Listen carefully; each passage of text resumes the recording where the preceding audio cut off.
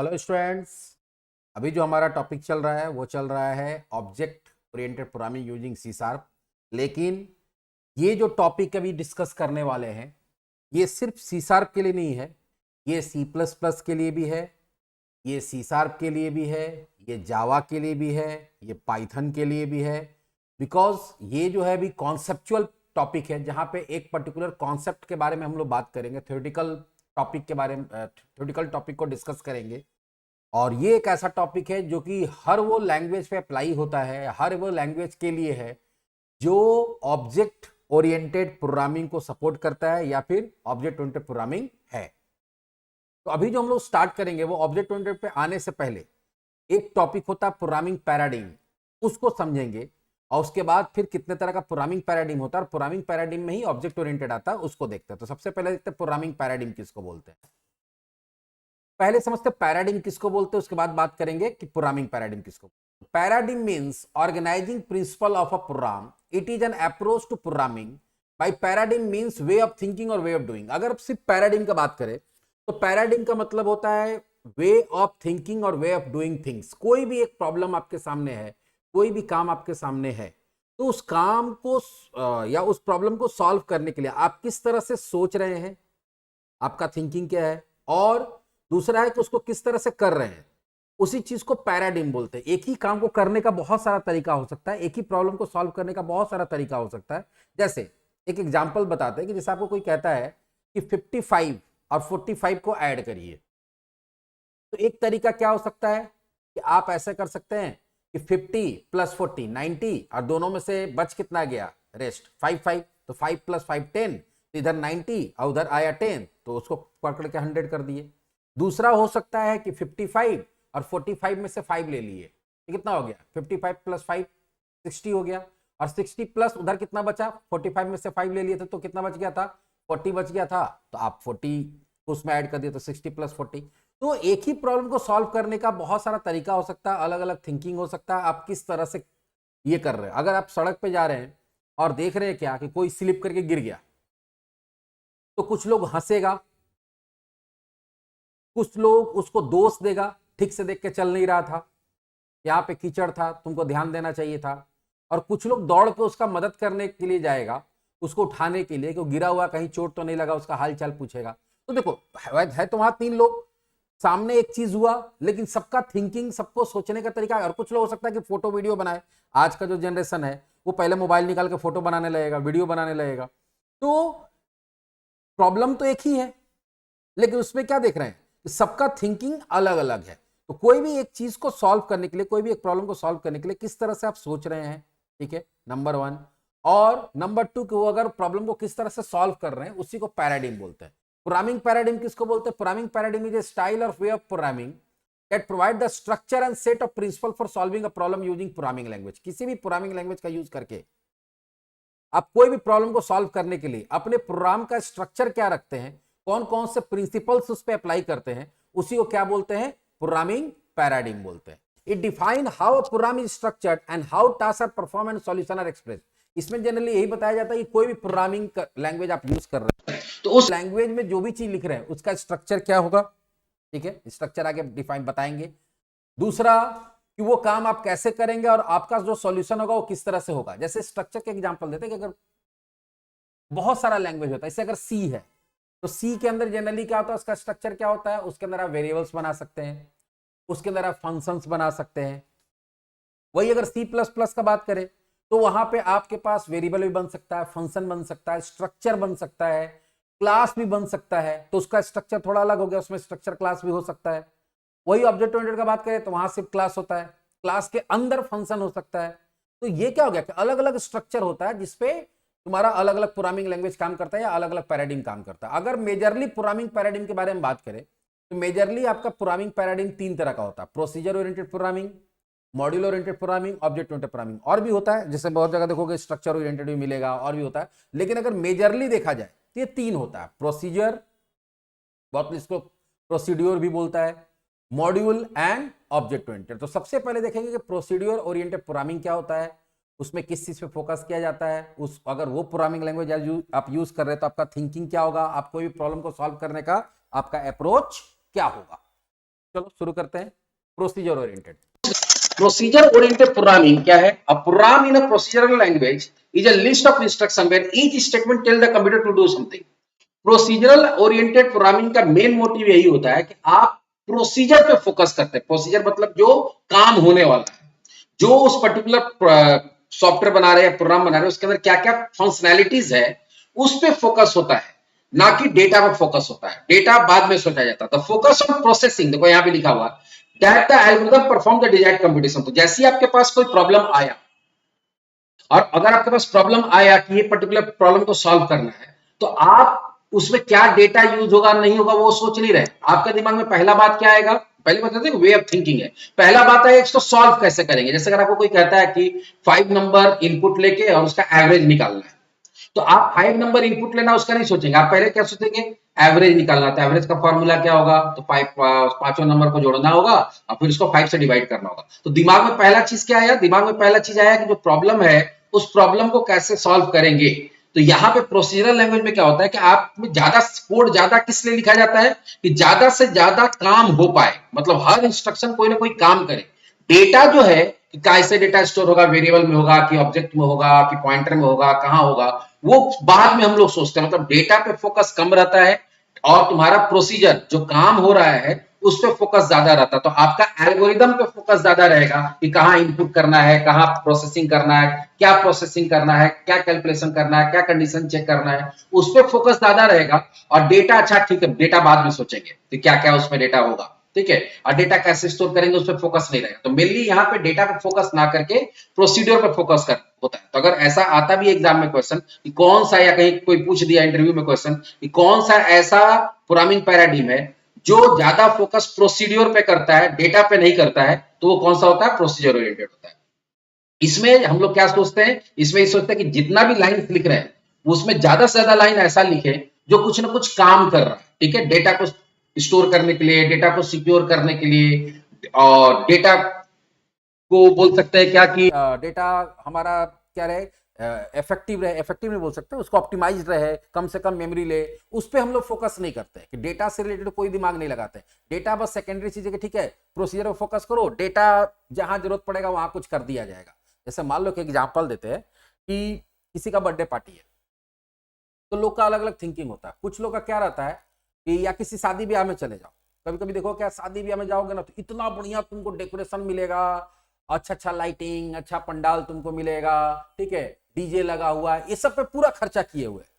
अब खाना खाने जाओ तो पता चलता है कि 5 गो आइटम है, 6 गो आइटम, वो कोई ढंग का नहीं है, आधा आदमी खाया, आधा खाते खाते खत्म हो गया। तो मतलब क्या हो गया? वहां पे फोकस किस पे था कि हमको शादी को ग्रैंड दिखाना है।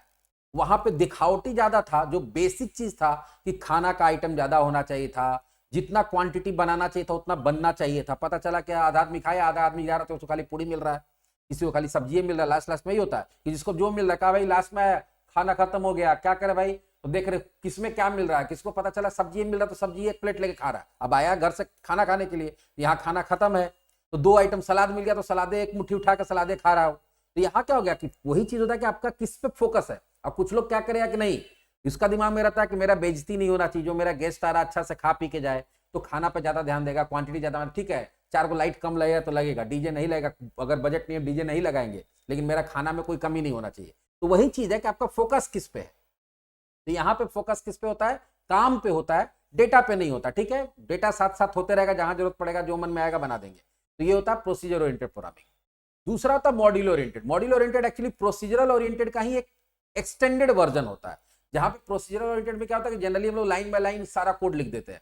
वहां पे क्या होता है कि वहां पे अलग अलग ग्रुप नहीं बनाया जाता कोड को। अगर 100 लाइन का कोड है तो ऊपर से नीचे तक 100 लाइन लिख दिया गया। लेकिन उससे प्रॉब्लम क्या होता है कि अगर कोई काम 2 बार करना है तो तुमको उसका कोड 2 बार लिखना होगा। अगर कोई काम 3 बार करना है तो उसको 3 बार लिखना होगा। प्लस अगर मान लो कि तुम्हारा ऊपर से नीचे तक 10 काम हो रहा है, 10 अलग अलग काम हो रहा है, और 10 काम के लिए 10-10 लाइन लिखा हुआ, सब एक साथ लिखा हुआ, तो कल के अगर कोई एक पर्टिकुलर काम में कोई प्रॉब्लम होता है, 10 में से कोई काम में कोई प्रॉब्लम है, तो उसके चलते बाकी कोड भी क्या हो जाएगा? डिस्टर्ब हो जाएगा। तो उससे बचने के लिए मॉड्यूल ओरिएंटेड प्रोग्रामिंग आया। मॉड्यूल का मतलब होता है सिंपल सा भाषा में समझा देते पार्ट्स, कि एक बड़े चीज को एक साथ ना बना के छोटे छोटे पार्ट्स में अलग अलग बनाना, और फिर सारे पार्ट्स को एक साथ क्या कर देना? अटैच कर देना। तो मॉड्यूल ओरिएंटेड प्रोग्रामिंग क्या होता है? Module oriented programming is an extension of procedural programming. Clear कर दिया कि मॉड्यूल ओरिएंटेड जो होता है वो प्रोसीजरल का ही एक्सटेंशन है, इसमें भी डेटा पे फोकस नहीं किया जाता है, इसमें भी तुम्हारा प्रोसीजर पे ही फोकस किया जाता है। In modular programming a big program is divided into smaller parts known as module. तो क्लियर बोल दिया कि बड़ा जो प्रॉब्लम है, जैसे मान लो हम एक प्रोग्राम बना रहे हैं जिसमें नंबर इनपुट लेना है, फिर उसका एवरेज कैलकुलेट करना है और फिर उसको डिस्प्ले करना है रिजल्ट को। तो यहाँ एक साथ अगर हम सारा कोड एक साथ लिख दिए लाइन बाय लाइन कि ठीक है, पहला लाइन लिख दिए कि पहला वैल्यू इनपुट लेगा, दूसरा लिख दिए दूसरा इनपुट लेगा, तीसरा लिख दिए कि सारे वैल्यू को जोड़ेगा, चौथा लाइन लिख दिए कि उसका एवरेज निकालेगा, पांचवा लाइन लिख दिए कि उसको प्रिंट करेगा। तो ये पांचों एक साथ लिख दिए, तो ये हो गया हमारा प्रोसीजर। लेकिन हम क्या किए कि नहीं, हम इनपुट लेने का जो 2 लाइन उसका अलग ग्रुप बना दिए, कैलकुलेशन का जो 2 लाइन था उसका अलग ग्रुप बना दिए, आउटपुट का जो 1 लाइन था उसका अलग ग्रुप बना दिए। तो अलग अलग ग्रुप बना के अलग अलग नाम से उसको क्या किया जाता है, रिप्रेजेंट ग्रुप कर दिया जाता है अलग अलग नाम से, और फिर एक मेन प्रोग्राम बनाया जाता है और मेन प्रोग्राम में उसको क्या किया जाता है, इंक्लूड किया जाता है। तो इसमें होता क्या है कि एक तुम्हारा मॉड्यूल 1 बन जाएगा, ठीक है, एक मॉड्यूल 2 बन जाएगा और सब में अलग अलग कोड लिखा रहेगा। तो इससे कुछ फायदा है बताएंगे, और एक मॉड्यूल 3 बन जाएगा, लेकिन तीनों इंडिपेंडेंट रहेगा, तीनों को एक दूसरे से कोई मतलब नहीं रहेगा, तीनों को इंटीग्रेट किया जाएगा एक मेन मॉड्यूल में। एक मेन मॉड्यूल होता है जहां पे जिसका जरूरत है, जैसे मान लो को 1 का जरूरत है तो 1 को लेके इसमें अटैच कर देगा, 1 को यहाँ पे यूज कर देगा, फिर 2 का जरूरत है 2 को यहाँ पे यूज कर लिया, फिर 3 का जरूरत है 3 को यहाँ यूज कर लिया। तो रन होगा मेन तुम्हारा ये मॉड्यूल और ये तीनों को यूज करेगा। और इसमें देखो फायदा क्या है कि अगर एक ही कोड 2 बार जरूरत है, फिर 1 का जरूरत है, तो वो 1 को दोबारा बिना लिखे फिर 1 को यहाँ पे ला सकता है वो इसी को, फिर 2 का जरूरत है तो 2 को बिना दोबारा लिखे और यहाँ पे ला सकता है। तो इसको जितना बार जिस मॉड्यूल का जरूरत पड़ेगा उतना मॉड्यूल यूज कर सकता है। तो इससे 2 फायदा होता है मॉड्यूल ओरिएंटेड से। एक कि आपका बड़ा प्रोग्राम जब छोटे छोटे पार्ट्स में टूट जाता है तो ज्यादा मैनेजेबल हो जाता है, ठीक है, उसको मैनेज करना आसान होता है। क्योंकि अगर मान लो कि एक साथ 1000 लाइन है और एक साथ कहीं पे 100 लाइन है, कहीं 200 लाइन है, कहीं 500 लाइन है, तो अलग अलग है, तो कोई प्रॉब्लम अगर मान लो कि इसमें प्रॉब्लम है, इसमें 200 लाइन है, तो हमको 1000 की जगह 200 लाइन में ही चेक करना पड़ेगा, तो उसको मैनेज करना आसान है। प्लस रीयूजेबिलिटी, अगर इसको हमको ये 1 को 4 जगह जरूरत है तो हमको 4 बार लिखने की जरूरत नहीं, एक बार लिख लिया, यहाँ 4 बार सिर्फ एक लाइन से हम इसको रेफर कर सकते हैं। तो ये हमारा क्या होता है, मॉड्यूल ओरिएंटेड होता है। तो पहले प्रोसीजर ओरिएंटेड यूज होता था, फिर मॉड्यूल ओरिएंटेड आ गया।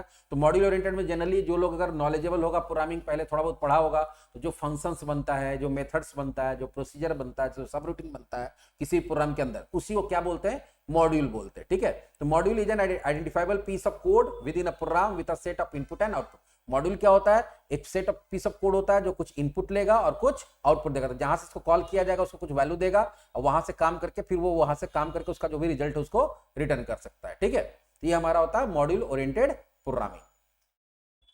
अब जो सबसे मोस्ट इंपॉर्टेंट है जो हम लोग को पढ़ना है, चाहे वो आप जावा पढ़िए, चाहे C++ पढ़िए, चाहे C# पढ़िए, चाहे पाइथन पढ़िए, ये सारा का सारा लैंग्वेजेस जो है, ये सारा का सारा ऑब्जेक्ट ओरिएंटेड प्रोग्रामिंग लैंग्वेज है। मतलब वो जो 2 पीछे बताए वो पुराना लैंग्वेजेस जो कि अब बहुत सारा लैंग्वेज उसमें से यूज में भी नहीं है और कुछ यूज में भी है तो उतना ज्यादा यूज में नहीं है, क्योंकि ऑब्जेक्ट ओरिएंटेड इतना सारा बेनिफिट्स आपको प्रोवाइड करता है कि अब ज्यादातर प्रोग्रामिंग लैंग्वेजेस जो है वो ऑब्जेक्ट ओरिएंटेड को ही यूज करता है। तो ऑब्जेक्ट ओरिएंटेड प्रोग्रामिंग क्या है, object oriented programming view a problem in term of objects rather than procedure for doing it. ये सीधा सीधी बात है, इसमें कोई भी प्रॉब्लम आता है तो ये इसमें वो प्रॉब्लम नहीं देखता कि हमको क्या सॉल्व करना है, वो इसमें देखता है कि इस प्रॉब्लम में कौन कौन सा ऑब्जेक्ट इन्वॉल्व है। जैसे एक एग्जांपल से समझाते हैं तुम लोग को। मान लो कि प्रोसीजर ओरिएंटेड या मॉड्यूल ओरिएंटेड अगर एग्जांपल लेते हैं कि सपोज तुम्हारे पास कोई आता है और कहता है कि भाई मेरा एक स्कूल चलता है और हमको अपने स्कूल के लिए एक सॉफ्टवेयर बनाना है।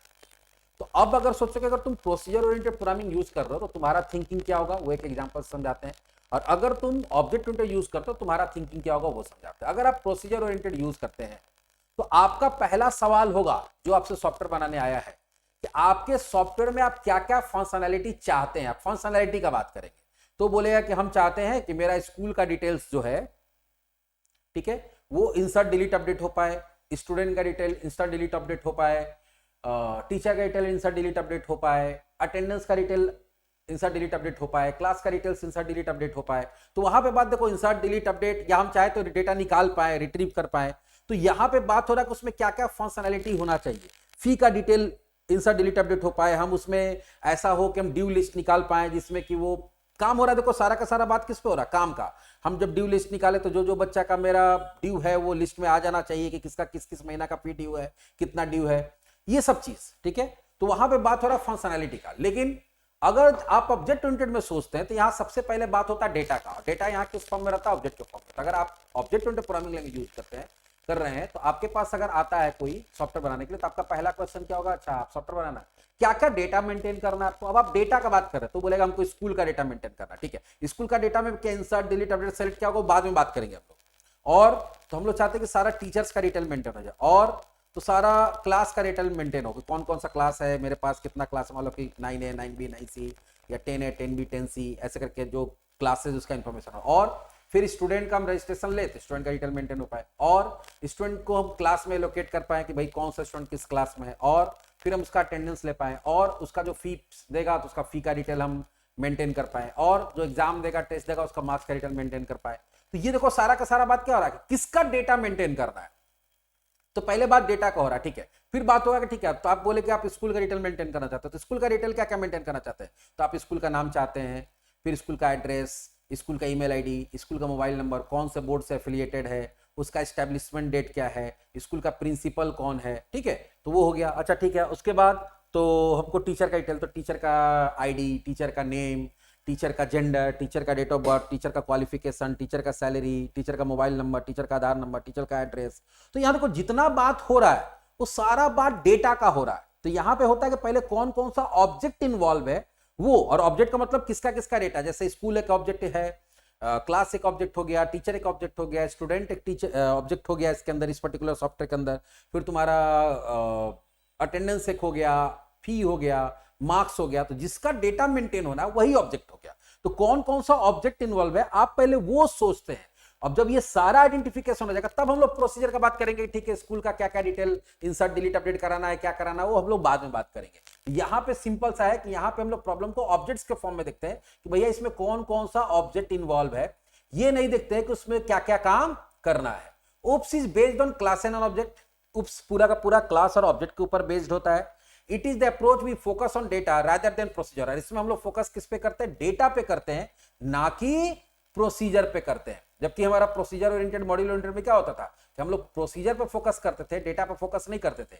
यहां पे क्या होगा कि यहां हम डेटा पे फोकस करेंगे, प्रोसीजर पे फोकस नहीं करेंगे। And object oriented programming is a method of implementation in which program are organized as cooperative collection of objects, each of which represent an instance of some class. तो object oriented programming में क्या होता है, जो भी आपका problem solve होता है, जो भी प्रोग्राम बनता है उसमें बहुत सारा ऑब्जेक्ट इन्वॉल्व होता है, और सारा ऑब्जेक्ट कोऑपरेटिव होता है, मतलब वो सारा ऑब्जेक्ट एक दूसरे के साथ मिलकर काम करता है। अभी जैसे कि एग्जांपल से बताएंगे। और कोई भी जो ऑब्जेक्ट होगा उसमें जितना भी ऑब्जेक्ट होगा वो किसी न किसी क्लास से बिलोंग होगा, क्योंकि हम पहले बोले कि क्लास और ऑब्जेक्ट पर क्या करता है, डिपेंड करता है। क्लास क्या होता है, ऑब्जेक्ट क्या होता है, इसको अगला सेशन में हम बहुत डिटेल में बताने वाला है और बहुत इंटरेस्टिंग तरीका से बताने वाला है, बहुत मजा आएगा। लेकिन फिलहाल अभी हम लोग क्या देखें कि प्रोग्रामिंग पैराडिग्म क्या है, तो वे ऑफ डूइंग। अगर पैराडिग्म की बात करें तो होता है वे ऑफ थिंकिंग और डूइंग थिंग्स। प्रोग्रामिंग पैराडिग्म क्या होता है, तो प्रोग्रामिंग पैराडिग्म क्या है, वो एक तरह का स्टाइल ऑफ प्रोग्रामिंग है जहां पे आप कौन सा स्ट्रक्चर और कौन सा प्रिंसिपल यूज कर रहे हैं किस प्रोग्रामिंग लैंग्वेज के थ्रू, वो उसका इंप्लीमेंटेशन जो होता है उसी को क्या बोलते हैं, प्रोग्रामिंग पैराडिग्म। मतलब प्रोग्रामिंग करने का तरीका, ठीक है, उसका स्ट्रक्चर आप कौन सा यूज कर रहे हैं, उसमें कौन कौन सा प्रिंसिपल, कौन कौन सा रूल्स लगा रहे हैं, उसी को प्रोग्रामिंग पैराडिग्म बोलते हैं। प्रोग्रामिंग पैराडिग्म कितने तरह का होता है? मेजरली 3 तरह का, पीओपी, एमओपी और ओओपी। पीओपी में क्या होता है, आप लाइन बाय लाइन एक के बाद एक के बाद एक कोड रखते हैं। और पीओपी किस पे फोकस करता है, प्रोसीजर पे, डेटा पे फोकस नहीं करता। डेटा वहां बैक सीट पे होता है, डेटा सेकेंडरी मामला होता है, ठीक है। जबकि ओओपी मॉड्यूल ओरिएंटेड क्या होता है कि पीओपी का ही एक एडवांस तुम्हारा क्या है पैराडिग्म है, जिसमें जो तुम्हारा लाइन बाय लाइन कोड जो लिख रहे थे उसको आप अलग अलग मॉड्यूल्स, अलग अलग मॉड्यूल चंक्स में, अलग अलग पार्ट में डिवाइड कर देते हैं और उसको एक जगह से क्या करते हैं, हैंडल करते हैं, ठीक है, जिसको मेन प्रोग्राम बोलते हैं। इससे फायदा ये है कि बड़ा प्रॉब्लम छोटे छोटे प्रोग्राम में टूट जाता है, जिससे उसको मैनेज करने में आसान होता है। प्लस मॉड्यूल को आप एक से ज्यादा बार यूज कर सकते हो, एक बार कोड लिख के आप उसको बहुत बार यूज कर सकते हैं, तो इससे तुम्हारा थोड़ा सा और फ्लेक्सिबिलिटी बढ़ जाता है। लेकिन बहुत सारा ऐसा चीज है जो हम लोग ऑब्जेक्ट ओरिएंटेड में करेंगे, और ऑब्जेक्ट ओरिएंटेड बहुत सारा फीचर्स भी प्रोवाइड करता है जो अगले सेशन में देखेंगे। लेकिन mainly object oriented programming language क्या होता है, एक ऐसा प्रोग्रामिंग लैंग्वेज होता है जो डेटा को ऑब्जेक्ट्स के फॉर्म में, सॉरी, जो प्रॉब्लम को ऑब्जेक्ट्स के फॉर्म में देखता है कि भाई वो प्रॉब्लम है तो उसमें कौन कौन सा ऑब्जेक्ट इन्वॉल्व है। ये एक ऐसा ओरिएंटेशन है जो तुम्हारा किस पे फोकस करता है, डेटा पे फोकस करता है रादर देन प्रोसीजर पे। तो कुछ कुछ पॉइंट्स है जिसको याद रखना है। ऑब्जेक्ट ओरिएंटेड टोटली डिपेंडेंट होता है क्लास एंड ऑब्जेक्ट पे। क्लास और ऑब्जेक्ट क्या होता है आगे के टॉपिक में हम लोग देखेंगे। लेकिन अगर हम लोग ऑब्जेक्ट ओरिएंटेड के थ्रू प्रोग्राम बना रहे हैं तो ये मान के चलिए कि उसमें बहुत सारा ऑब्जेक्ट्स होगा और वो सारा ऑब्जेक्ट एक दूसरे के साथ मिलकर काम करेगा, और जब ऑब्जेक्ट होगा तो किसी न किसी क्लास का ऑब्जेक्ट होगा। बाकी क्लास ऑब्जेक्ट बार बार हम इस चीज को बोल रहे हैं कि अगले सेशन में हम लोग देखेंगे। तो ये हमारा जो टॉपिक था वो किससे रिलेटेड था, प्रोग्रामिंग पैराडिग्म। तो इसमें कुछ कुछ मेन पॉइंट्स था जिसको हम डिस्कस किए हैं। इसको theoretically examination point of view से, इंटरव्यू पॉइंट ऑफ व्यू से आप याद कर सकते हैं। तो चलिए मिलते हैं नेक्स्ट सेशन जहां हम लोग पढ़ेंगे ऑब्जेक्ट ओरिएंटेड प्रोग्रामिंग का। ठीक है, ऑब्जेक्ट ओरिएंटेशन क्या होता है, उसका क्लास और ऑब्जेक्ट क्या होता है, प्लस प्रिंसिपल्स या पिलर्स ऑफ ओप्स किसको बोलते हैं, तो हम लोग नेक्स्ट सेशन में देखेंगे। तो चलो मिलते हैं नेक्स्ट सेशन में।